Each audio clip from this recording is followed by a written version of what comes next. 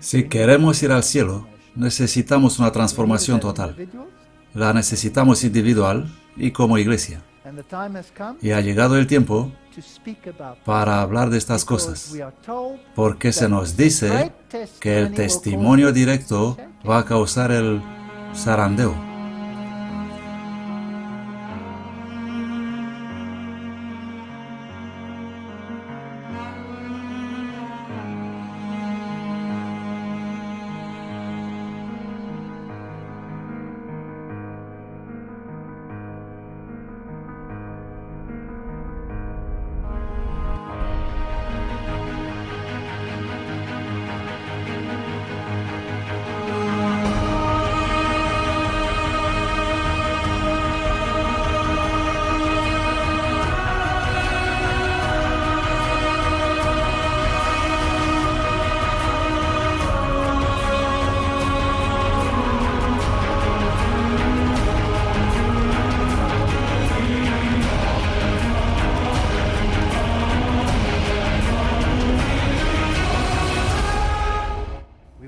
Tendremos que experimentar una transformación total.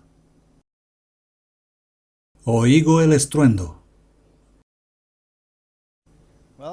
Bien, este es otro extraño título, ¿no?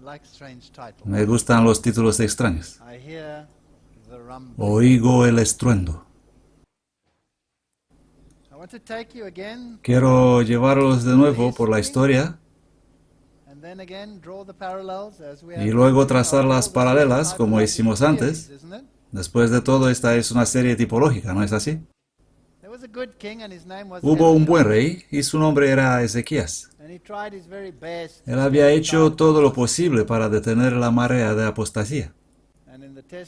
Y para testificar por él, el Señor dice en 2 de Crónicas 31:20: de esta manera hizo Ezequías en todo Judá, e hizo lo que es bueno, recto y justo delante de Jehová su Dios. ¿A quién no gustaría tener tan declaración de parte de Dios? ¿A quién no gustaría? Vamos a ponerlo en el contexto del periodo de tiempo. Esto pasaba muy cerca de la caída de Jerusalén, muy cerca del tiempo cuando Babilonia se tragó esta ciudad.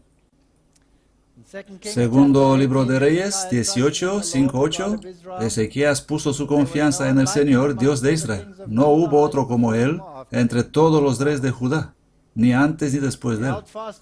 Se apegó al Señor y no dejó de seguirle. Él guardó los mandamientos que el Señor había dado a Moisés. Y el Señor estuvo con él, y él tuvo éxito en todo lo que hacía. Él se rebeló contra el rey de Asiria y no le sirvió. Después de todo, la Biblia dice: servirás solo al Señor tu Dios y a nadie más. Desde las torres de guardia hasta las ciudades fortificadas, él venció a los filisteos hasta Gaza y sus términos. Aquí venía ese gran poder. Pero el Señor le protegió contra ese rey asirio, Sennacherib.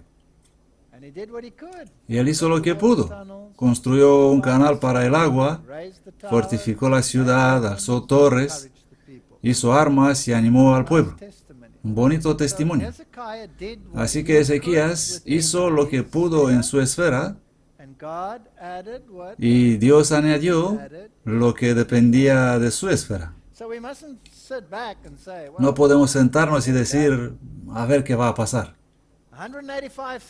185,000 soldados asirios murieron en una noche. Un rey arrogante que blasfemaba a Dios, se burlaban del pueblo de Dios. Y las palabras de Ezequías: esforzaos y sed valientes, no temáis ni tengáis miedo del rey de Asiria, ni de toda su multitud que con él está, porque más hay con nosotros que con él.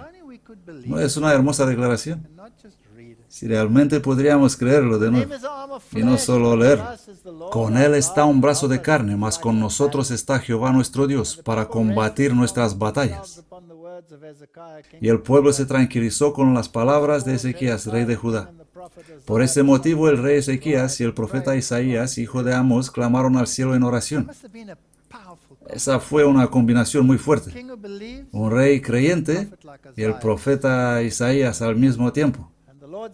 Y Jehová envió un ángel que exterminó a todo hombre valiente y a los líderes y capitanes en el campamento del rey de Asiria.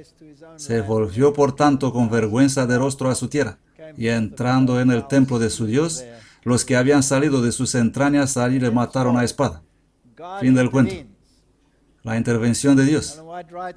Ellen White escribe que esos reyes tuvieron todas las oportunidades, pero las rechazaron.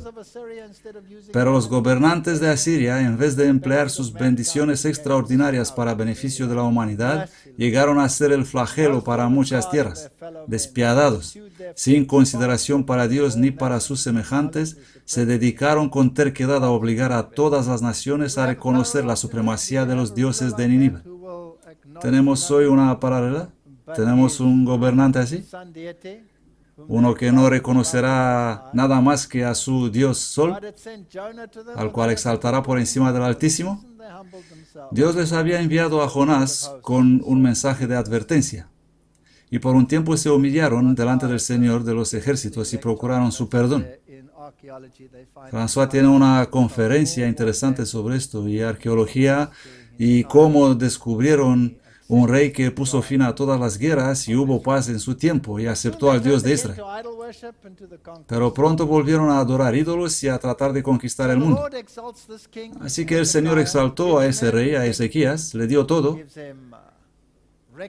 Le dio el reconocimiento de las naciones en derredor. Maravilloso. ¿Y luego qué pasó con él? La Biblia dice, su corazón se enalteció. Así que a veces no es bueno si las cosas nos van demasiado bien. Cuando cayó enfermo, Dios le sanó. Hizo que el sol vuelva a 15 grados y añadió 15 años a su vida.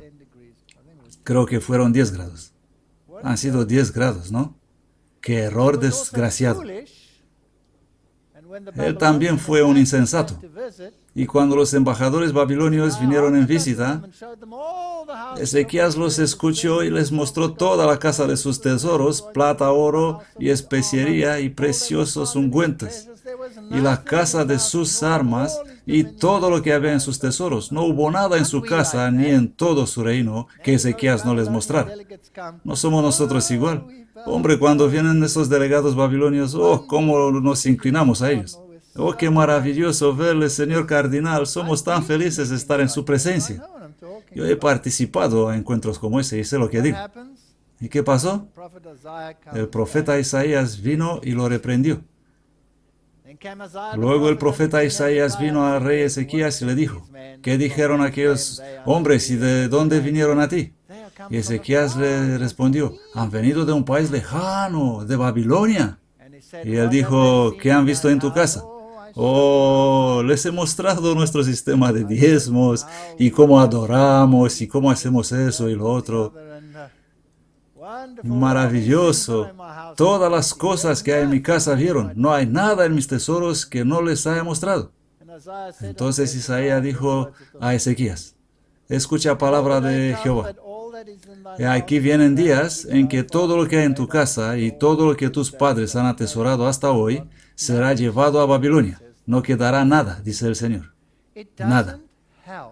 No sirve de nada tener esas relaciones diplomáticas con Babilonia.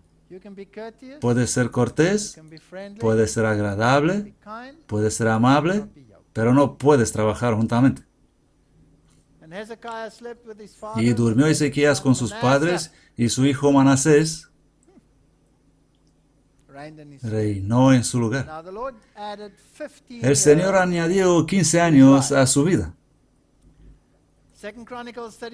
Segunda Crónicas 33:1. Manasés tenía 12 años cuando comenzó a reinar.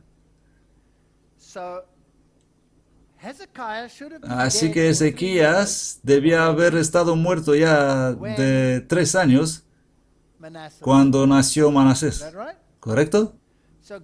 Resulta que Dios quiso evitar que el pueblo de Israel tenga a Manasés. Pero por la gracia, Él escuchó a Ezequías y no usó su omnisciencia en contra de él, lo que es parte de la naturaleza divina. Me gusta este atributo de Dios. Así que Manasés nació, el más malvado rey que reinó en Israel. Segunda Crónicas 33, 2:5. Mas hizo lo malo ante los ojos de Jehová conforme a las abominaciones de las naciones. Una vez que empiezas a compartir cosas con la Babilonia, Babilonia simplemente inunda tu sistema. Eso pasa. Hay una advertencia tipológica en eso. Que había echado Jehová delante de los hijos de Israel, porque él reedificó los lugares altos que Ezequías su padre había derribado, y levantó altares a los Baales, e hizo imágenes a Acera, y adoró a todo el ejército del cielo. Edificó también altares en la casa del Señor. ¿Os podéis imaginar eso? Edificó asimismo altares a todo el ejército del cielo en los dos atrios de la casa de Jehová. Pues había desvergonzada idolatría. ¿Dónde? En la casa del Señor, en la iglesia. Y pasó sus hijos por fuego en el valle del hijo de Hinnom. Sacrificios de fuego. Practicó la magia, la hechicería y la adivinación. Practicaba el espiritismo. Me pregunto si tenían también programas neurolingüísticos. Hizo mucho mal ante los ojos del Señor, provocándole a ira. Y puso una imagen de fundición, un ídolo que él hizo en la casa de Dios, de la cual había dicho Dios a David y a Salomón su hijo: en esta casa en Jerusalén, la cual yo elegí sobre las tribus de Israel, pondré mi nombre para siempre. Había idolatría crasa en la iglesia. Y leemos en el espíritu de profecía que la sangre fluía por las calles. Él masacró a los del pueblo de Dios que se opusieron a la idolatría. Me pregunto si algunos habían sido excluidos de la sinagoga. Manasés derramó también sangre inocente en tan gran cantidad que llenó a Jerusalén de un extremo a otro. Segunda de Reyes 21-26. Uno de los primeros en caer fue Isaías, quien durante más de medio siglo había estado delante de Judá como mensajero designado por Jehová. Otros soportaron burlas y azotes y hasta cadenas y prisiones. Fueron apedreados, aserrados, tentados, muertos a espada. Anduvieron fugitivos de aquí para allá, cubiertos de pieles de ovejas y de cabra, pasando necesidades, afligidos y maltratados. ¿Estáis escuchando algo que suena como una paralela? Los encontramos por todas partes, esa pobre gente que andan perdidos. La tradición dice que Isaías fue aserrado por la mitad, por Manasés. Así que si veo un rey Manasés en mi iglesia, no estaría muy encantado con él. Le voy a condenar y decir que es un hombre malo y todos los demás, pero el rey de Asiria tomó a Manasés cautivo, le puso ganchos de bronce en las narices. Ya sabes, como le pones a un cerdo. Y lo tiraba, creo que tenía la nariz como una sandía. Y lo tomó, pues, y lo puso en la cárcel. Y él se humilló delante de Dios, y Dios le trajo de vuelta. Y él intentó reparar todos los males que hizo. Pero fue demasiado tarde. Pero estará en el cielo. Lo que quiero decir es eso. Tenemos Manasés en nuestra iglesia hoy. Pero vamos a orar por ellos. Porque es posible que tendrás que vivir con ellos eternamente en el cielo. ¿Correcto? Tenemos a los Manasés. Sé que están aquí.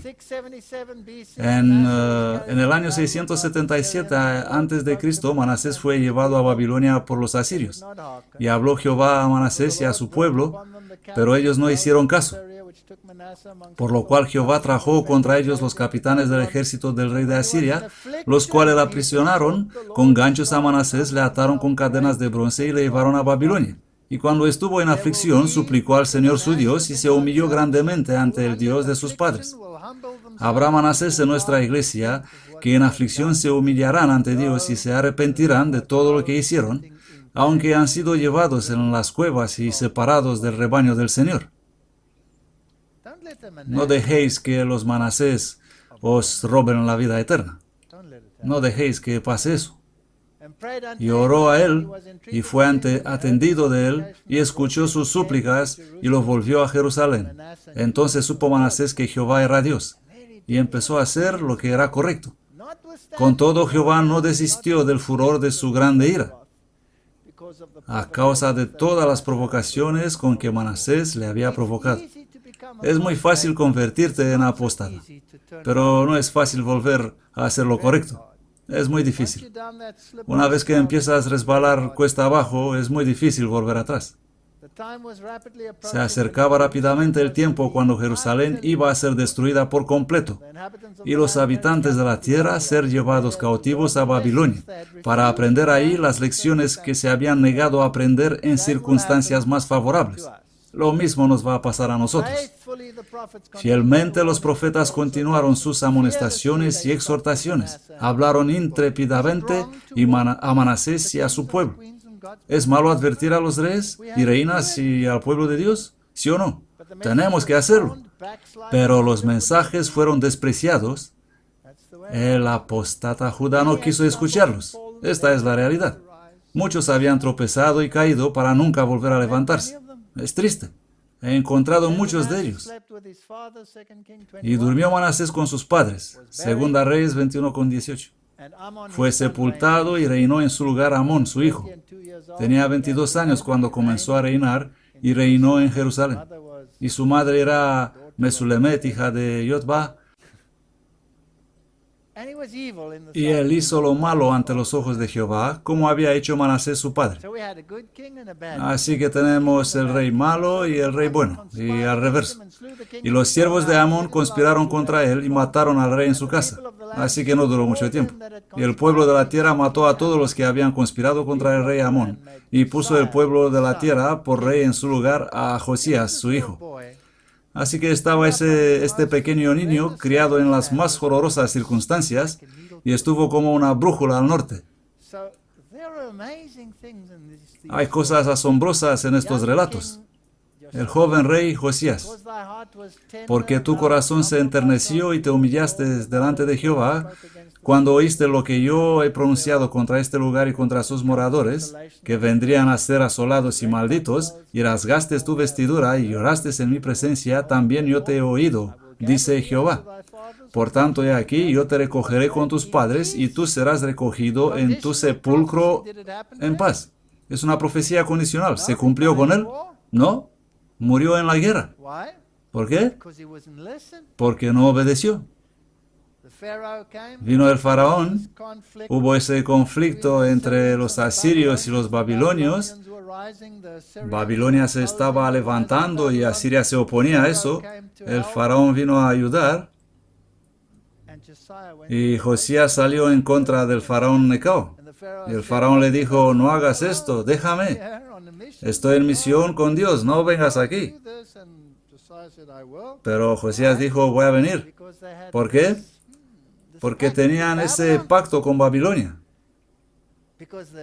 Porque los asirios eran sus principales enemigos. Ellos habían elegido lo que parecía el mejor de los dos partidos, sin darse cuenta que ese será el partido que los va a destruir. No puedes elegir entre ambos ellos, diciendo este es el mejor. No voy a tratar con Roma, pero lo voy a hacer con los protestantes. Los protestantes pueden bailar ante el rey y tú puedes acabar siendo una cabeza en una bandeja. No es posible eso.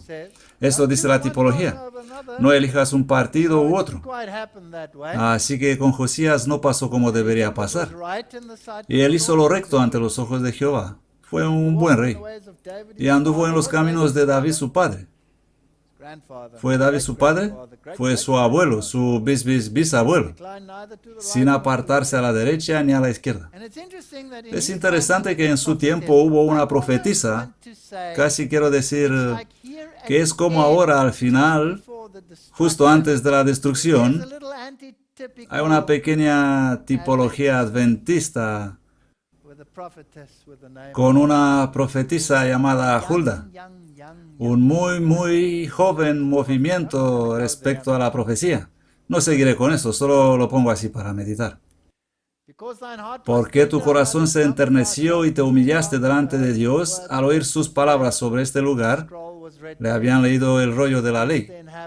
Y sobre sus moradores, y rasgaste tus vestiduras, y lloraste en mi presencia, yo también te he oído, dice Jehová.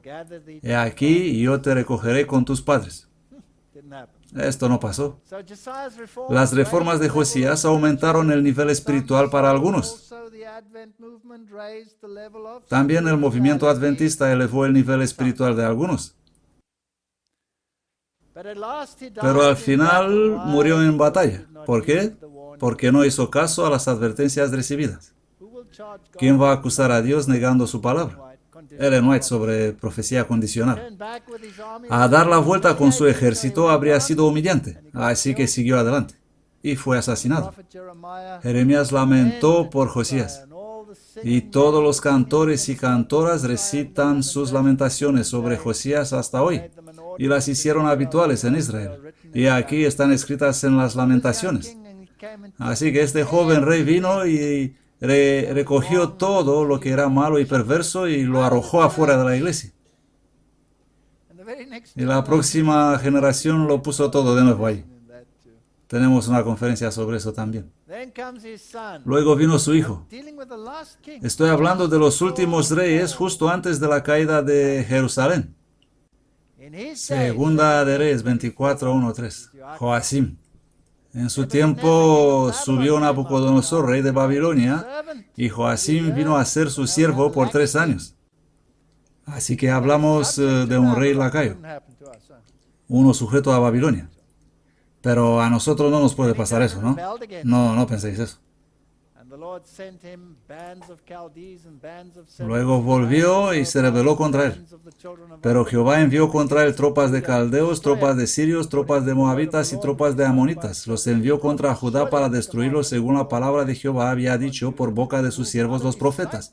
Ciertamente vino esto contra Judá por mandato de Jehová para quitarla de su presencia por los pecados de Manasés, conforme a todo lo que él hizo. Manasés hizo todo bien al final. Eliminó lo que hizo mal, pero nada más que él desapareció, todo el mal volvió. Cuando al principio del reinado de Joaquim, Nabucodonosor, ahora noten con atención, vino por primera vez, el primer asedio, sitió por primera vez a Jerusalén y la tomó, se llevó a Daniel y a sus compañeros y a otros especialmente escogidos para el servicio de la corte babilónica. Se fueron. Así que Nabucodonosor hizo el primer asedio de Jerusalén y se lleva a Daniel y a sus amigos. Pero los que habían aprendido a poner su confianza en las promesas de Dios hallaron que éstas bastaban para todo lo que eran llamados a soportar durante su estada en una tierra extraña. Las escrituras resultaron ser su guía y apoyo. Como intérprete del significado de los juicios que empezaban a caer sobre Judá, Jeremías se mantuvo noblemente en defensa de la justicia de Dios.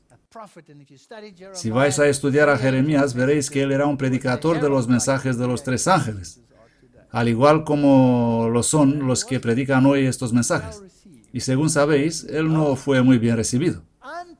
El profeta trabajaba incansablemente, deseoso de alcanzar a todas las clases, e extendió la esfera de su influencia más allá de Jerusalén, mensaje universal, a varias partes del reino. En sus, es tan bonito, testimonios para la iglesia. ¿No es interesante? Me gusta. Jeremías se refería constantemente a las enseñanzas del libro de la ley que había sido tan honrado y exaltado durante el reinado de Josías. Él recalcó nuevamente la importancia de mantener una relación de pacto con el misericordioso y compasivo ser que desde las alturas del Sinaí había pronunciado los preceptos del Decálogo. Este es el mensaje. Y Babilonia estaba cerca de destruir a Jerusalén. El primer asedio, Daniel y sus amigos son llevados. Las palabras de amonestación y súplica de Jeremías llegaban a todas las partes del reino y todos tuvieron la oportunidad de conocer la voluntad de Dios concerniente a la nación. El profeta recalcó el hecho de que nuestro Padre Celestial permite que sus juicios caigan a fin de que conozcan las naciones que no son más que hombres. Y si anduvieran conmigo en oposición y no me quisieron oír, había advertido el Señor a su pueblo, os esparciré. Y todo el relato. Él les recordó. Y finalmente Jeremías dijo, por tanto, así dice Jehová de los ejércitos, por cuanto no habéis oído mis palabras, he aquí yo enviaré y tomaré todas las familias del norte, dice Jehová, y a Nabucodonosor, rey de Babilonia, mi siervo, y los traeré contra esta tierra y contra sus moradores y contra todas estas naciones en derredor. Y los destruiré y los pondré por espanto y por escarnio y por perpetua desolación. Y haré que perezcan de entre ellos la voz de gozo, la voz de alegría, la voz del novio y la voz de la novia. Ha desaparecido la iglesia, destruida. Y toda esta tierra será puesta en desolación y en espanto. Y servirán estas naciones al rey de Babilonia 70 años. Los llevó a cautividad. Bueno, el siguiente rey, Joacim.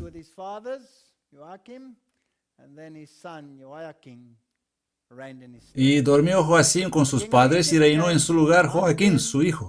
Y nunca más el rey de Egipto salió de su tierra.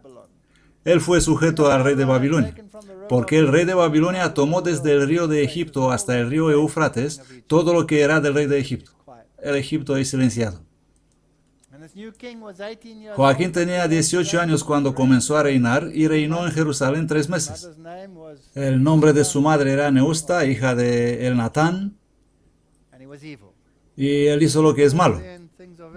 Las cosas iban muy mal, conforme a todas las cosas que había hecho su padre. Y en aquel tiempo los siervos de Nabucodonosor, rey de Babilonia, subieron contra Jerusalén y la ciudad fue sitiada. Vino Nabucodonosor, rey de Babilonia, a la ciudad mientras sus siervos la estaban asediando y tomaron a esa gente. Se llevó de ahí todos los tesoros de la casa de Jehová. Se cumplió la profecía que había sido dada a Ezequías. Y llevó en cautiverio a toda Jerusalén, a todos los príncipes y a todos los hombres valientes, hasta 10,000 cautivos, y a todos los artesanos y herreros. Y el rey de Babilonia puso por rey en lugar de Joaquín a Matanías, su tío. Le cambió el nombre por el de Sedequías. Así que tenemos otro rey lacayo, sirviendo bajo Babilonia. Estas son tipologías interesantes. Y Sedequías, el hermano del rey Joaquín, se rebeló contra el rey de Babilonia. Pero él se rebeló contra Dios también, no solo contra el rey de Babilonia, y así que recibió lo que mereció. Y también todos los príncipes de los sacerdotes y el pueblo infligieron muchísimo siguiendo todas las abominaciones de las naciones. Hay una paralela aquí, contaminando la casa de Jehová, la cual él había santificado en Jerusalén, y Jehová el Dios de sus padres envió a ellos por medio de sus mensajeros, levantándose de mañana y enviando, porque él tenía misericordia de su pueblo. Pero ellos se burlaban de los mensajeros de Dios y menospreciaban sus palabras, maltrataban a sus profetas, hasta que subió el furor de Jehová contra ellos. Ellos no escucharon. Esos son fanáticos, no les hacéis caso. Por lo cual trajo contra ellos al rey de los caldeos, que mató a espada a sus jóvenes. Esta es historia. Vamos a ver el segundo asedio. Y aconteció en el 9º año de su reinado, en el 10º mes, en el día 10 del mes, que Nabucodonosor, rey de Babilonia, vino, él y todo su ejército, contra Jerusalén y la sitió, y levantaron contra ella baluartes alrededor, y la destruyeron, la rayeron. Así que hubo 2 asedios importantes. El primero, cautivos. El segundo, destrucción. Entre el primero y el segundo, toda esta apostasía continúa en la iglesia. Y degollaron a los hijos de Sedequías ante sus propios ojos y les sacaron los ojos a Sedequías y atado con cadenas lo llevaron a Babilonia. Esta vez se acabó. Y en el quinto mes, en el séptimo día del mes, siendo el año 19 de Nabucodonosor, rey de Babilonia, vino Nabuzaradán, capitán de la guardia, un siervo del rey de Babilonia a Jerusalén, y quemó la casa de Jehová, y la casa del rey, y todas las casas de Jerusalén, y todas las casas de los príncipes, quemó a fuego. Bien, esta es una tipología. ¿Cuántos asedios? 2. Vamos a ir a la destrucción de Jerusalén en el año 70 después de Cristo. Otra nación gobierna, Roma. Bien.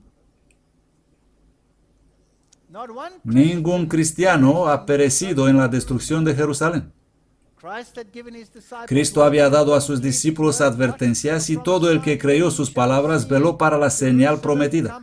Cuando veréis la Jerusalén rodeada por ejércitos, dijo Jesús, entonces sabréis que la destrucción es inminente. Entonces los que están en Judea corran a las montañas, y los que están en medio de ella márchense afuera. Después que los romanos bajo Cestio habían rodeado la ciudad, ellos de repente abandonaron el asedio cuando todo parecía propicio a un ataque inmediato. Así que viene el ejército romano con el general Cestio y rodea la ciudad, y luego de manera inexplicable, o tal vez recibió un SMS, o lo que sea, los soldados simplemente se marcharon. Y los judíos pensaron, oh, qué bien, y salieron tras ellos y les dieron algunos golpecitos. Pero los cristianos vieron su gran oportunidad y se marcharon porque así había dicho Jesús. Y Jesús dijo, cuando veréis la nación de Obama causando la destrucción, según escribió el profeta Daniel, el que lee, que comprenda, algo parecido, ¿no es así?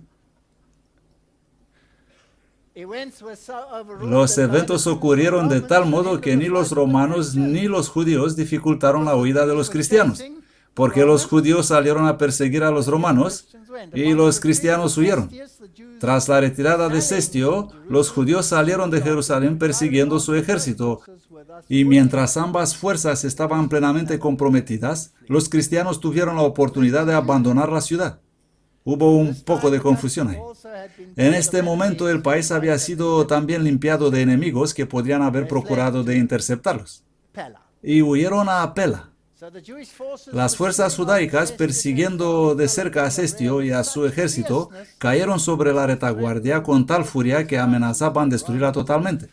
Y los romanos eran furiosos por los golpes que habían recibido de los judíos. Tipología interesante. Terribles fueron las calamidades que sufrió Jerusalén cuando el sitio se reanudó bajo el mando de Tito. Interesante, entre los dos asedios pasaron 3 años y medio. ¿Cuántos asedios? 2.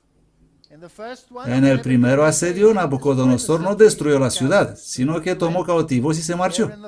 Ni los romanos en el primer asedio no destruyeron la ciudad, sino que se marcharon. En el segundo asedio, destrucción total. Los horrores del hambre. Una medida de trigo se vendía por un talento. Tan atroz era el hambre que los hombres roían el cuero de sus cintos, sus sandalias y las cubiertas de sus escudos. Algunos salían de noche y eran cruelmente torturados y crucificados. La comida era la meta suprema. Las personas morían como las moscas. Miles perecieron de hambre y peste. La afección natural parecía haber desaparecido. Los maridos robaban a sus esposas y al reverso. Los hijos arrebataban la comida de la boca de sus padres ancianos. La pregunta del profeta, ¿puede una mujer abandonar a su hijo?, recibió la respuesta entre los muros de esa ciudad condenada. Fue un tiempo muy triste. La tierna y delicada mujer entre vosotros, tan delicada y tierna que no hubiera osado posar en tierra la planta de su pie, su ojo será maligno para con el marido de su seno, y para con su hijo y para con su hija, y para con sus hijos que dé a luz. pues los comerá a escondidas a falta de todo en el asedio. Todo eso se cumplió allí. Hay una cita interesante en la historia eclesiástica de Eusebio, un gran histórico de aquella época, que dice, me gusta esto: la simiente espiritual de Abraham, que es la cristiandad, huyeron la Pela, que estaban en la otra parte del Jordán, donde encontraron un lugar seguro y refugio para poder servir a su maestro y guardar su sábado. Y lo interesante es que la arqueología confirma que el sábado fue guardado en Pela por 400 años después de Cristo. Pela es lo que quedó de ella. Aquí es donde huyeron y aquí encontraron refugio. La arqueología descubre que el sábado fue guardado en Pela. Por tanto, cuando veáis, vamos a leerlo bien, ¿vale? La abominación desoladora que fue dicha por el profeta Daniel, que estará en el lugar santo, el que lee, que entienda. Entonces los que estén en Judea huyan a los montes. La versión King James. Si tienes una versión con letras rojas de King James, verás que todo esto está escrito en rojo, lo que significa que ¿quién lo dijo? Jesús. Pero si tienes una versión con letras rojas de Nueva Versión Internacional, verás que este texto sobre el profeta Daniel no está escrito en rojo, lo que significa que fue añadido después y no fue dicho por Jesús. Interesante, ¿no? Y luego dicen que no importa qué versión leemos. Pero supongo que los escribas modernos saben mejor y que deberíamos renunciar a nuestras ideas. Así que cuando veáis estando en el lugar sagrado la abominación desoladora del cual habló el profeta Daniel, que el lector entienda, entonces los de Judeas corran a las montañas. En la nueva versión esto no será en rojo. Deberíamos haber coloreado esto, pero se me olvidó. Perdonen. Nueva versión. No tendrá eso en letras rojas. Y cuando veáis a Jerusalén rodeada de ejércitos, sabed entonces que la destrucción está cerca. Tenemos estas dos paralelas. Y ese lugar santo que iba a ser rodeado por el ejército es posiblemente la zona que Nehemías había limpiado para que las naciones extranjeras no se acerquen el día sábado, porque intentaban hacer negocios, ¿correcto? Así que él los limpió del lugar. Y esta zona rodeaba la ciudad y en realidad tiene una relación con el sábado. Así que viene el ejército y se sienta en esta zona y antitípicamente ocupa el territorio del sábado. Interesante. No está lejos el tiempo cuando, como los primeros discípulos, vamos a ser obligados a buscar refugio en lugares solitarios y desiertos. Así como el asedio de Jerusalén por los ejércitos romanos fue señal de huida para los cristianos judíos, lo mismo la asunción del poder por parte de nuestra nación, Estados Unidos, en el decreto que imponga el sábado papal, sería una advertencia para nosotros.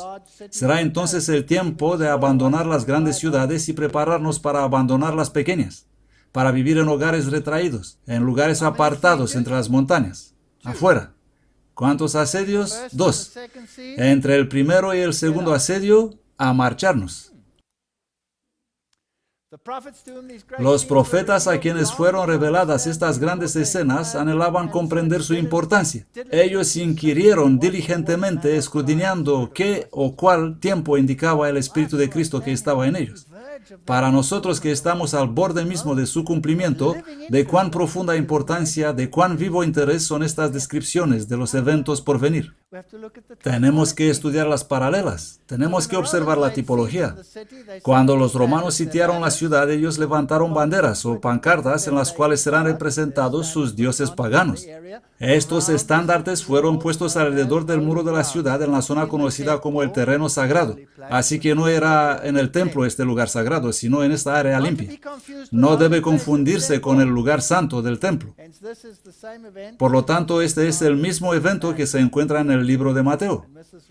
La señora White escribió una declaración que sugiere que el cumplimiento moderno de esta profecía está ya ocurriendo. escribió esto en 1897. Ella dijo, el mundo protestante levantó un sábado idólatra en el lugar donde debería estar el sábado de Dios, y siguen pisando en pos del papado. Por este motivo veo la necesidad que el pueblo de Dios salga de las ciudades en lugares apartados del país. Escrito en 1897. El primer y el segundo asedio. ¿Cuándo fue el primer asedio? Así que empezará otra vez. Pero la batalla se va a dar por el sábado del séptimo día. Las autoridades de este mundo se levantarán en su soberbia y poder para hacer leyes para restringir las libertades religiosas. Ellos asumirán un derecho que pertenece únicamente a Dios, y como Nabucodonosor, aquí está la paralela tipo-antitipo. Ya están comenzando ahora, y esto llevarán adelante hasta que llegan al límite sobre el cual no pueden pasar. Recuerden los dos asedios. La presión para la ley dominical, ¿qué dice ahora? Ha venido y va a venir. Podemos ver que así como hemos hablado durante los últimos 35 años, esta ley que hace que el domingo sea exaltado y hace que las invenciones humanas ocupen el lugar del día sagrado de Dios, se está cumpliendo ahora.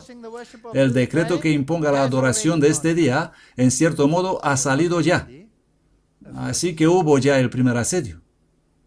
¿Cuándo ocurrió ese primer asedio? Ha venido el tiempo en 1903, cuando según Dios abre camino. Las familias deberían salir de las ciudades. Eso no significa que debemos precipitarnos como locos, sino según ¿quién abre camino? Según Dios abre caminos. Debemos demostrar al mundo que reconocemos en los eventos que ahora están ocurriendo en la relación con el movimiento de reforma nacional el cumplimiento de la profecía. ¿Cuándo fue eso? Junto con los eventos de 1888, la ley dominical, todas las cosas. Ya lo sabemos, el proyecto Blair.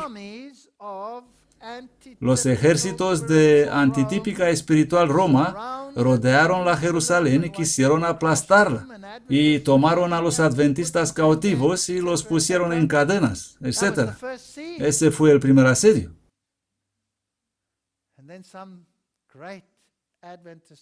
Luego, grandes oradores adventistas como Alonzo T. Jones vinieron y hablaron delante del legislativo, de modo que dieron dolores de cabeza a los que deseaban aprobar esas leyes.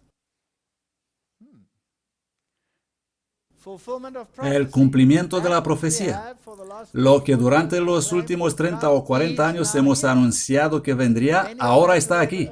Muchos tendrán que trabajar fervientemente para ayudar a abrir el camino.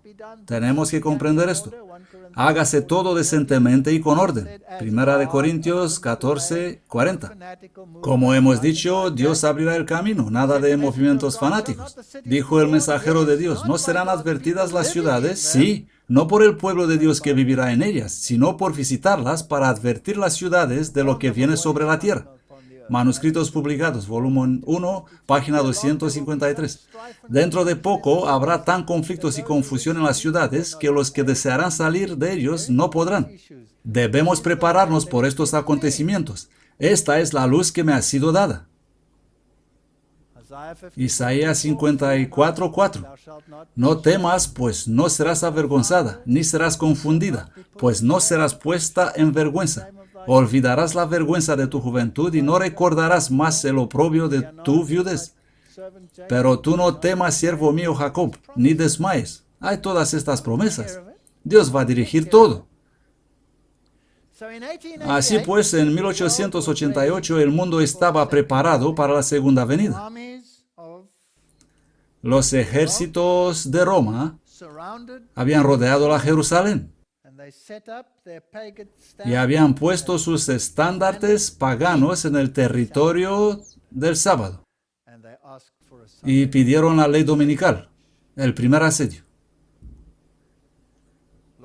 La alianza del Día del Señor, ya hemos hablado de ella. Esta alianza fue fundada en 1888. No entro en detalles, ya lo hemos hablado en otra conferencia. 1888, el primer asedio. Animaba a los cristianos a reclamar el domingo como sábado del Señor. Ya sabemos eso. En 2001, después de los eventos de septiembre, publicaron esto. Somos muy conscientes que no podemos hacer nuestro trabajo sin la ayuda financiera de amigos como vosotros. Y luego dicen, en muchos aspectos el año 2001 ha sido un año decisivo para el Ministerio de la Alianza. Al mismo tiempo, la tragedia nacional que sucedió el 11 de septiembre en Nueva York, Washington y Pensilvania ha cambiado nuestras perspectivas.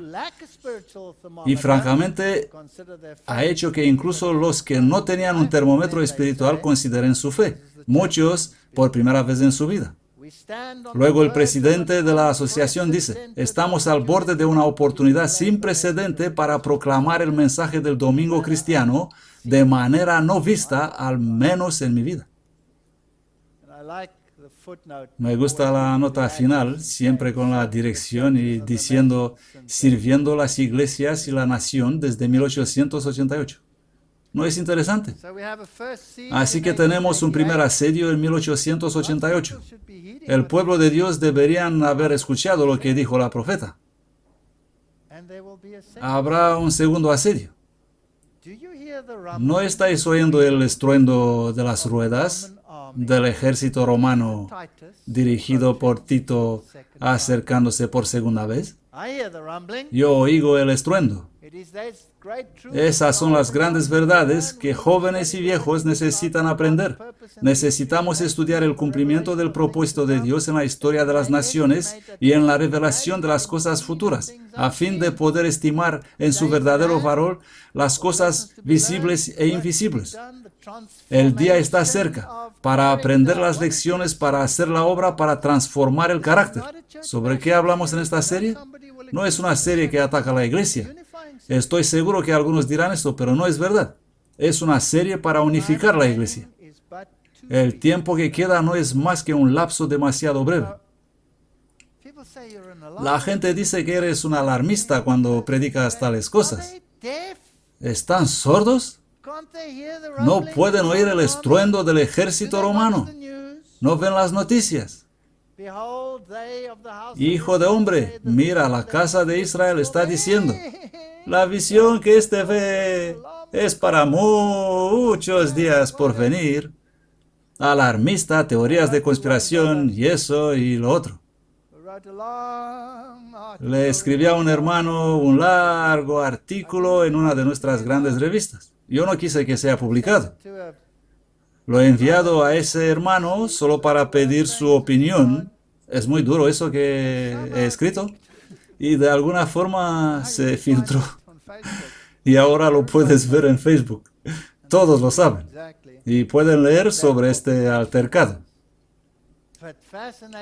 Pero la cosa fascinante es que eres un alarmista y un conspirador. ¿Es una conspiración el poner los eventos proféticos en el contexto del tiempo actual? No lo creo. Por tanto, diles, así dice Jehová el Señor, ya no habrá más dilación para ninguna de mis palabras, sino que palabra que yo hable se cumplirá, dice Jehová el Señor. Ezequiel 12. Y recuerden que este profeta fue el profeta de los exiliados. Él fue tomado cautivo por el rey de Babilonia. Él sabe lo que dice. No está muy lejos el tiempo cuando las leyes contra el trabajar el domingo sean más rigurosas y debería hacerse un esfuerzo para adquirir terrenos lejos de las ciudades donde puedan cultivarse frutas y verduras. Yo lo hice. Pero, por favor, no lo hice para esconderme del rey de Babilonia. Estoy aquí en Vancouver en este momento, ¿correcto? Así que seguramente no hago esto para esconderme. Hago esto porque así dice Dios, y nada más. Y porque Él abrió el camino para mí para hacer esto. Así que no huyas para esconderte. La agricultura ofrecerá recursos para el propio sostén. Además, podrían aprenderse otros oficios. Este trabajo real y activo provee fuerza intelectual, lo mismo que muscular. Se requieren método y tacto para cultivar con éxito frutas y verduras. La naturaleza y todo lo que nos rodea están decididamente en contra nuestra, creedme. Los hábitos de trabajo serán una ayuda importante para los jóvenes. Habrá en varios países movimientos simultáneos para destruir al pueblo de Dios. No va a pasar solo en los Estados Unidos o aquí, sino que va a ser universal. Va a suceder en todas partes. Van a venir y se van a unir en contra del pueblo de Dios, pero Dios lo va a cuidar. Así que el segundo asedio está por venir. El primero fue rechazado en 1888 y Cestio se fue con su ejército y Tito está en marcha. Bruselas, Bélgica, 16 de febrero de 2009. La Secretaría de la Comisión de las Conferencias Episcopales de la Comunión Europea ha dado la bienvenida a la ley propuesta por la Unión Europea para salvaguardar el domingo como día de descanso del trabajo, conforme al Observatore Romano, que es el diario oficial del Vaticano. Así que prepararon esta ley, lo pusieron delante de la Comisión y el Parlamento Europeo lo rechazó en el 2009. El motivo siendo, no hay evidencia que guardar el domingo tiene algún beneficio especial que cualquier otro día. ¿Qué diferencia hay si descansas el miércoles, jueves, viernes o sábado? No hay evidencia. Pero no lo han dejado así. Pues la iglesia intentó esto, pero fue rechazada. Ahora se pone interesante. El juzgado ordena que las tiendas deben cerrar el domingo. Eso fue en 23 de diciembre de 2003. Así que la nación más poderosa de Europa toma la decisión unilateral. La Corte de Justicia alemana declara todas las tiendas cerradas. Imponen su propia ley dominical. Ahora no es una ley dominical que no te permite hacer nada. Pero mis amigos adventistas me dijeron que si arreglas el tejado, puedes bajar al llamarte la policía y recibir una multa de 250 euros por trabajar el domingo. Así que en diciembre de 2009, después de que la Corte Europea dijo, no estamos interesados en esta legislación, Alemania, la nación más poderosa, dijo, nosotros sí, haremos una ley y lo aplicaremos a las tiendas. El Tribunal Supremo de Alemania anuló una resolución de 2006 que permitía a las tiendas de Berlín abrir durante 10 domingos al año, incumpliendo las normas más estrictas en la apertura de tiendas el fin de semana. Luego, el 2 de diciembre de 2009, El Mundo desde Berlín. Incluso los ateístas necesitan parar los domingos. Spiegel Online, este es como la revista Time. El Tribunal Supremo de Alemania ha declarado que el domingo debe guardarse como día de descanso y ha anulado una ley que flexibilizaba las restricciones en las compras el domingo en Berlín. Ahora escuchen esto, muy interesante. La mayoría de los diarios alemanes saludaron la decisión el miércoles. La gente me dice siempre, esto no va a pasar. Este es un anticuado, no va a pasar tal cosa, estás loco. La mayoría de los periódicos saludan la decisión, algunos por razones de religión y tradición, otros por preocupación de los derechos de los trabajadores. Me gusta esto, me alegro. La marca de la bestia va a ser puesta ¿dónde? ¿En la mano o en la frente? Los que la recibirán en la frente son los que son intelectualmente convencidos que ese es el verdadero día de adoración. Los que le dan la bienvenida por preocupación de los derechos de los trabajadores. ¿Dónde la recibirán? En la mano. La mayoría de los periódicos saludan la decisión porque algunos quieren la marca de la bestia en la frente y otros porque la quieren en la mano. ¿Es correcto? Bien. ¿Qué fecha era? Diciembre de 2009. Luego, los sindicatos se unieron a las iglesias en su campaña para delimitar el domingo como el día de descanso para la nación. El espíritu de profecía dice, los sindicatos serán uno de los medios para traer un tiempo de angustia como nunca lo fue. Y los líderes me llaman y me dicen, no vas a decir eso de los sindicatos y el tiempo de problemas. Tenemos muy buenas relaciones con los sindicatos. Pero dice el espíritu de profecía que si no te separas de esas relaciones, no vas a recibir el sello de Dios. Este es un asunto muy serio. No vas a decir eso. Pero tengo que decirlo. No lo vas a decir.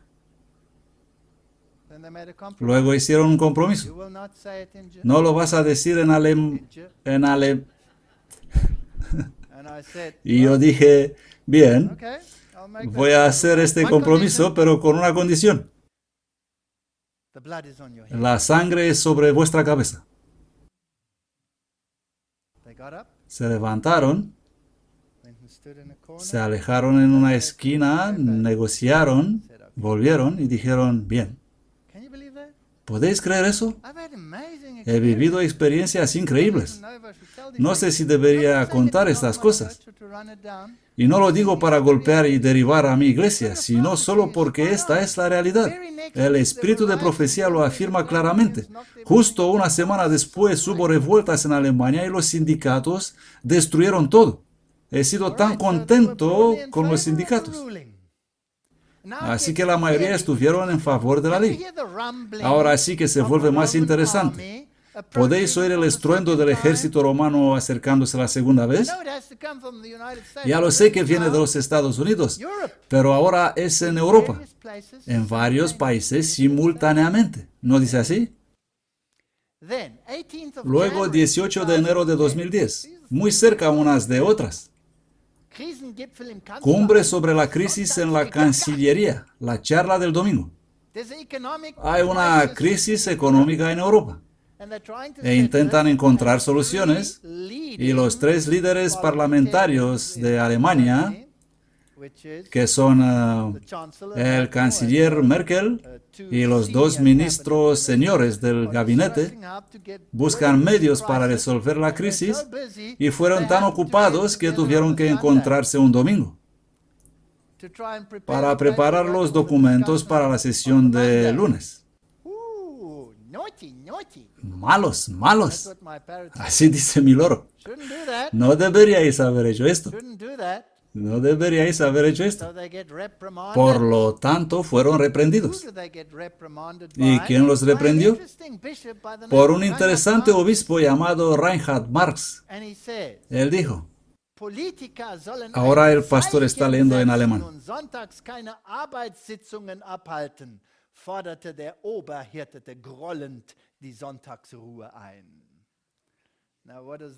Ahora, ¿qué significa eso? Significa que los políticos deben ser un ejemplo y no deben tener reuniones los domingos, porque el príncipe de los pastores, con enfado, demandó guardarse el descanso dominical. El canciller alemán, regañado públicamente en los diarios públicos de Alemania por atreverse a trabajar el domingo. ¿No es interesante? ¿Podéis oír el estruendo? El diario Bild otra vez. El arzobispo critica a los políticos por trabajar los domingos. ¿Pero quién es este hombre? Oh, tengo una foto tan bonita con él que no pude resistir. Este es Reinhard Marx. ¿Pero quién es él? Es el sucesor del obispado del Papa Benedicto XVI. No es un cualquiera. Es bastante fuerte para estar en los zapatos de Benedictus. No es un cualquiera. Y la mujer estaba vestida de púrpura y de escarlata. No, creo que debería excluir este texto. ¿Qué creéis? Vamos a no ir por ese camino. ¿Os recordáis que en febrero de 2009 todos eran felices porque las iglesias habían demandado una ley dominical y que luego fue rechazada? La Casa Obispal de Iglesias de Inglaterra, varias comisiones católicas y la comunidad protestante de Alemania, todos saludaron la iniciativa de algunos miembros del Parlamento Europeo de pedir a la Casa una declaración escrita, que el Parlamento rechazó y Alemania siguió sola. Por motivo previsto en el artículo tal, la probabilidad de enfermedad y ausentismo en instalaciones que trabajan los sábados y domingos es 1,3 veces mayor en comparación con los centros que no necesitan personal para trabajar el fin de semana. Así que empezaron a traer estadísticas para motivar la necesidad de este día libre. No funcionó, porque puedes tener libre el miércoles o jueves o viernes. Según la legislación de la Unión Europea, el domingo es el día de descanso semanal para los niños y adolescentes. Aquí ya nos ponemos más listos. Considerando que las instituciones europeas, grupos y organismos no han trabajado los domingos desde su creación y no tienen intención de hacerlo en el futuro a pesar de la diversidad de orígenes religiosos, etcétera, etcétera, la reconciliación de la vida laboral y familiar. Esto es brillante. Así que ahora vuelven, pero ya no están solos. No solo las iglesias. Esto pasó en 2009. El siguiente año el canciller fue regañado. Luego varios artículos sobre este asunto. El siguiente movimiento. Todas estas iglesias y organizaciones se unieron y publicaron un artículo. ¿Por qué el domingo debería ser incluido como día de descanso semanal? Y trata sobre la vida familiar. La vida familiar. Saben, en Europa muchos niños tienen actividades escolares 6 días a la semana. Para ellos el domingo es el único día libre. ¡Qué argumento tan brillante! Así que, Parlamento, tú dices que no importa si descansas el miércoles, jueves o domingo. Tú eres un trastornador de familias. Eres responsable de la destrucción de la familia. Porque cuando el padre y la madre trabajan, el niño está solo en casa. Bueno, para hacer una película llamada así, ¿no? Y si solo trabaja uno de los padres, también sois destructores de familias. Así que el único día lógico para el descanso semanal es ¿cuál día? Este es un buen argumento. ¿Creéis que van a ganar? Sí, van a ganar. Más que otro día de la semana, un domingo libre ofrece la oportunidad de encontrar los amigos, establecer y mantener relaciones sociales. Más que otro día de la semana, un domingo libre ofrece a los trabajadores la oportunidad de ejercer sus necesidades espirituales. Según Eurofond, la probabilidad de enfermedad es con 1,3 más grande si no tienes un día de descanso. Y luego, por supuesto, la Comunidad Europea puede traer una contribución palpable a la calidad de vida de sus ciudadanos. Así que no es solo un argumento religioso, es un problema laboral. Y luego, ¡pum!, 24 de marzo de 2010 se reunieron por segunda vez y dijeron, Parlamento Europeo, piénsalo otra vez. Lo has rechazado en 2009, aquí está otra vez en 2010. ¿Podéis oír el estruendo? Una reunión para relanzar el debate sobre la protección del domingo a nivel europeo. Aquí están. Parlamentarios, representantes de iglesias, todos ellos juntos. Y empezaron a poner pósteres. Protección para un domingo libre. Parlamento Europeo. Discursos. ¿Y qué hay en la foto? Niños. Son muy listos. ¿Y quién está detrás de esto? ¿Solo iglesias? No. Estas son organizaciones eclesiásticas, estas son sociedades civiles y todos estos son sindicatos. Así que tenéis los sindicatos pidiendo la ley dominical, tenéis las sociedades civiles y organizaciones familiares pidiendo la ley dominical, tenéis las iglesias pidiendo la ley dominical, el Parlamento dio atrás diciendo necesitamos 1 millón de firmas de los ciudadanos. Así que hicieron una página web y dijeron, por favor, firmen, por favor, firmen todas estas organizaciones. Los europeos empiezan la campaña para el Domingo Libre. Se necesitan 1 millón de ciudadanos que requieren día. ¿Para quién? Para los niños. Strasbourg, 17 de marzo de 2010. Martin Kastler, miembro del Parlamento Europeo, ha lanzado el primer referéndum ciudadano de la Comunidad Europea para demandar que el domingo sea declarado un día para la familia y descanso. ¿Oís el estruendo del ejército romano volviendo la segunda vez? Lo siguiente es la destrucción. Estamos al fin. Más de 11.375 europeos de varios países han firmado ya. Esto fue hace tiempo, pero estoy seguro que hoy ya tienen el millón necesario. Podéis buscar la página web y verificarlo. Gracias al Tratado de Lisboa y a la introducción de la Iniciativa Ciudadana Europea, nosotros como ciudadanos europeos por primera vez tenemos la oportunidad de luchar por nuestros intereses. Queremos aprovechar esta oportunidad para garantizar un domingo libre. ¿Cómo podemos burlarnos que esto no va a pasar nunca? ¿Hola? Estudia las profecías. La iniciativa permite a los ciudadanos hacer un llamamiento a la Comisión Europea sobre un tema de interés. Necesita 1 millón de firmas, sindicatos, sociedades civiles, todas las iglesias. Involúcrate. El diputado invitó a todos los que están convencidos de que un domingo libre y la democracia directa son importantes a mostrar su apoyo firmando la petición. Animó a los ciudadanos a involucrarse en el proceso democrático. Esto fue en 2010. Por cierto, ¿en qué año estamos ahora? Creo que las ruedas me van a pisar los pies. ¿Estáis de acuerdo? Kastler afirmó: el domingo libre es parte de nuestra cultura europea. Necesitamos tiempo para nuestras familias, para relaciones, para la sociedad y religión. Una vida llena de días de trabajo es poco probable que es satisfactoria. Europa debería ser para niños la más amistosa. Oh, están en buena posición aquí, no pueden perder. Imagínate que te vas a oponer. ¿En contra de quién estarás? Estás en contra de los niños, en contra de los valores familiares, estás en contra de todo lo que es decente y adecuado. Vas a ser una verdadera molestia. Todos unidos. Vamos a unirnos todos, vamos a hacer esta cosa. La petición señala que el domingo libre es necesario en Europa para los niños que necesitan un día familiar, por favor. Todas las personas necesitan tiempo libre para relajarse, para placeres, para la religión. Siempre lo secular con la religión. La mano y la frente, la mano y la frente. La Biblia es tan extraordinaria. El domingo es un pilar esencial del modelo social europeo. Es patrimonio cultural. Esta es la página web.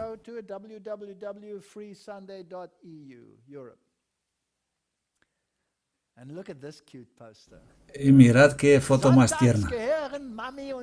Ahora está leyendo en alemán. Vamos a traducir eso. Los domingos, papi y mami son nuestros. El domingo para los niños son nuestros. No un día como las demás. Es domingo. Esto fue en 2010. Hermanos y hermanas, vamos a casa. No quiero ser alarmista, pero esta es la realidad. El pastor Dr. Jürgen, y luego enumera todas estas iglesias y todos los demás que se unieron para hacer ese sitio web oficial para recoger las firmas. Evangélicos, protestantes, cristianos europeos, 75% pidieron, etcétera, etcétera. No es necesario leer todo eso. Es la primera gran iniciativa pública para imponer el domingo. Imponer la observancia del domingo y trayendo poder opresivo en contra de los que guardan el sábado el séptimo día, contra la ley de Dios. Todo propósito e intento será invalidado. No puede pasar eso, dice la gente, incluso en mi iglesia. La profeta dice así: va a pasar. Despertad. A fin de obtener popularidad e influencia, los legisladores cederán a la demanda de leyes dominicales. ¿Han resistido hasta ahora? Sí. ¿Van a ceder? Sí. La presión está acumulándose. Solo uno de esos sindicatos es tan fuerte. ¿Qué tal serán todos unidos? En mi país acabamos de tener revueltas y terribles huelgas. Posiblemente habéis visto en las noticias. Todo fue parado para el crecimiento salarial. Tienes derecho a la huelga, pero ¿tienes derecho a no participar a la huelga? Parece que no. ¿Qué hicieron? Entraron y obligaron a todos a dejar de trabajar, incluso en los hospitales. En las secciones de cuidado intensivo y donde estaban los niños, en las incubadoras, ahuyentaron a las enfermeras y murieron 50 bebés solo en un hospital. ¿Es esto un crimen o no? Es un asesinato. ¿Es este un medio de traer un tiempo de angustia como nunca fue? ¿Hubo alguna investigación sobre ese asunto? No. Nada puede seguir haciendo eso. Estas personas tienen poder. Hacen todo lo que quieren. Este parlamentario es Thomas Mann. Él está trabajando en una amplia iniciativa para combinar la Iglesia con la comunidad europea. Él es el portador de voz a nivel parlamentario. Y Radio Vaticán dice, este es maravilloso, este es nuestro hombre. Y luego presenta aquí lo que él hizo y cómo promueve el domingo y cuántas organizaciones tienen por apoyo. 72 organizaciones y parlamentarios y todos están con nosotros. Vamos adelante con este asunto. Y la BBC hizo una entrevista. Voy a poner un corto segmento. Es una larga entrevista, pero solo escuchemos lo que dice la BBC. Ese es, creo, el país más secular del planeta. En mi opinión, allí el cristianismo está muerto y reina el espiritismo. ¿Qué barómetro? Escuchen. El domingo solía ser un día muy diferente del resto de la semana. Un día en que todos podíamos relajarnos, visitar amigos, parientes, ir a la iglesia. Todo ha cambiado. Debería ser el sábado un día de descanso. Cristina, hemos pasado más allá del punto de retorno. Tienes un plazo para mañana, para escribir un artículo, para salir en una televisión muy conocida, el domingo por la mañana. ¿No es así como vivimos ahora? Sería bonito que el gobierno nos enviara un mensaje para decirnos que no piensan en nosotros solo como en unidades productivas o abejas trabajadoras. Que únicamente una vez a la semana dejemos todo, no ir de compras, poder no trabajar y concentrarnos en nosotros mismos y en unos para otros. ¿Por qué no?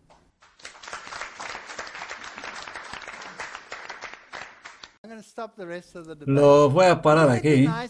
¿No sería bonito si quién? El gobierno nos envió un mensaje que por un día a la semana no tendremos que trabajar, ir de compras. ¿Oís el estruendo?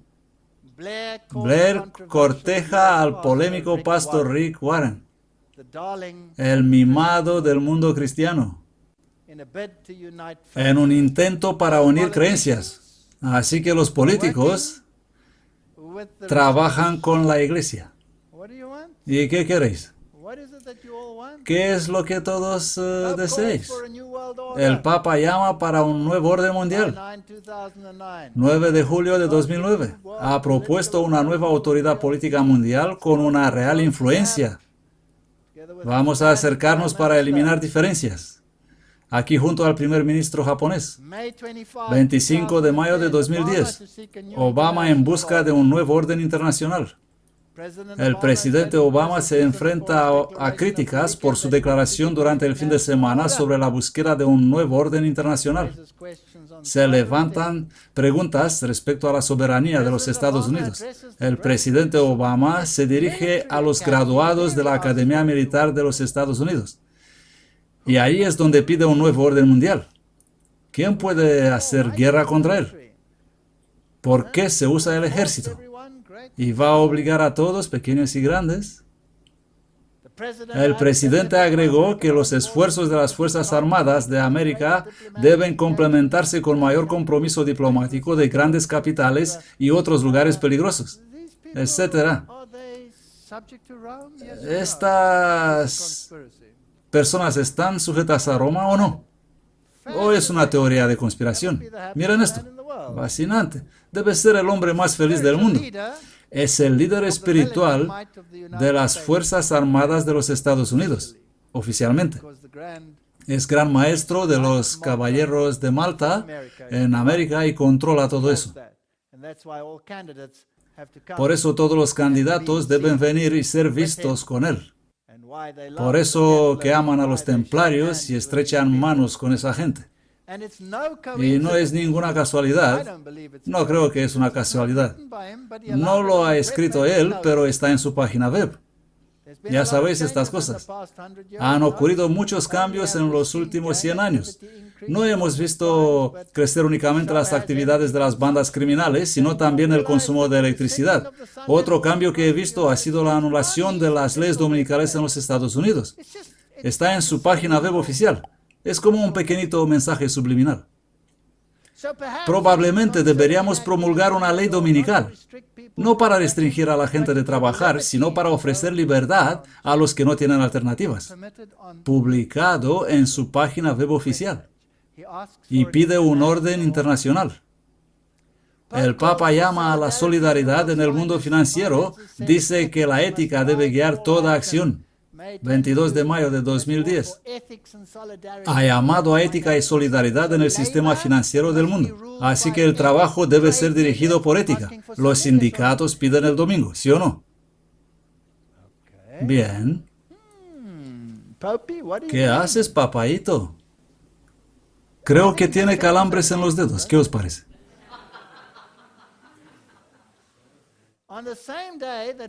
El mismo día que el presidente Obama pidió un nuevo orden internacional para resolver los desafíos de nuestro tiempo, Papa Benedicto XVI también pidió la cooperación internacional. ¿Están trabajando en equipo? ¿Creéis que hubo alguna conversación telefónica antes de hacer los anuncios el mismo día? Uno al ejército y el otro a los demás.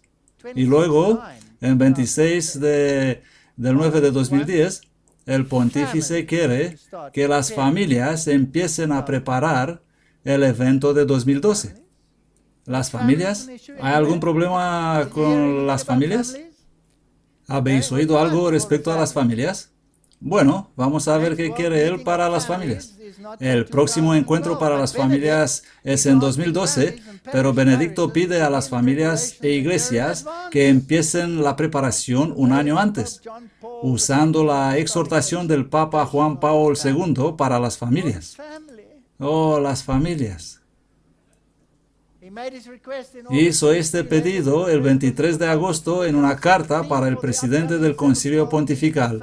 El tema para el próximo séptimo encuentro mundial de las familias es familia, trabajo y festivo. La carta del Santo Padre reflexiona sobre estos temas y sobre el balance adecuado de trabajo y descanso. El trabajo y la festividad están íntimamente conectados en la vida de las familias. Ellos están condicionando elecciones, influencias, las relaciones matrimoniales y entre padre e hijos. Afectan a la relación de las familias con la sociedad y con la iglesia. El pontífice señaló, la Sagrada Escritura nos dice que la familia, el trabajo y el día de festivo son dones y bendiciones de Dios para ayudarnos a vivir una existencia plenamente humana. ¿Qué está pidiendo? Está pidiendo una legislación dominical. Y dice hacer del año 2011 un año preparatorio para eso. Y ha sido llamado para hablar en el Parlamento alemán el próximo año. Algo que ha sido rechazado hasta ahora. Que un poder extranjero hable a la nación alemana por verse como una actitud de sujeción. Pero ahora lo están considerando. Seguir la prensa para detalles. Luego el Papa continuó y dijo, es necesario promover la reflexión y el esfuerzo de conciliar las demandas y los periodos de trabajo con los de la familia y recuperar el verdadero sentido del festivo, especialmente el domingo. En la semana pascual, el Día del Señor y el Día del Hombre, el Día de la Familia, de la Comunidad y de la Solidaridad. Preparaos para 2012. No pongo fechas exactas, pero oigo el estruendo del ejército de Roma viniendo para sitiar la Jerusalén por la segunda vez. Y luego todo terminará. Luego todo terminará. Es mi deseo, por lo tanto, que ya en el año 2011, el 30 aniversario de la exhortación apostólica Familiaris Consortio, la gran carta para cuidado pastoral de la familia, podría ser tomado como una guía válida con iniciativas a nivel parroquial, etc. Vamos a movernos. Quiero esto y lo quiero ahora. Quiero un nuevo orden internacional, un nuevo orden mundial. Quiero una legislación dominical y quiero que se implemente la marca de la bestia. Y no me interesa si está en tu frente o en tu mano, pero lo quiero ahora. ¿Está diciendo eso, sí o no? Hemos predicado esto por años y ahora está aquí. Oigo el estruendo del ejército romano. Ezequiel dice, y enviaré fuego sobre Magog y sobre los que moran seguros en las islas, y sabrán que yo soy Jehová, y haré notorio mi santo nombre en medio de mi pueblo Israel. Y nunca más los dejaré profanar mi santo nombre, y sabrán las naciones que yo soy Jehová, el Santo de Israel. He aquí ha venido y se ha cumplido, dice Jehová el Señor. Este es el día del cual he hablado. Estamos aquí. Mi querida iglesia, despierta. Dejad de tocar los acordes ecuménicos. Venid a casa. No es bueno negociar con los reyes de Babilonia. No es bueno mostrarles tus tesoros pensando que te van a proteger. Te van a exterminar. Esto dice el tipo y esto confirma el antitipo. Y me dijo, hecho es, yo soy el alfa y la omega, el principio y el fin. Así que, hermanos y hermanas, una pequeña lección para saber dónde estamos en el correr del tiempo, dónde cuadramos en la tipología, y para los que esperan que van a salvarse cuando empezarán el asedio, demasiado tarde. No hay escapatoria del segundo asedio.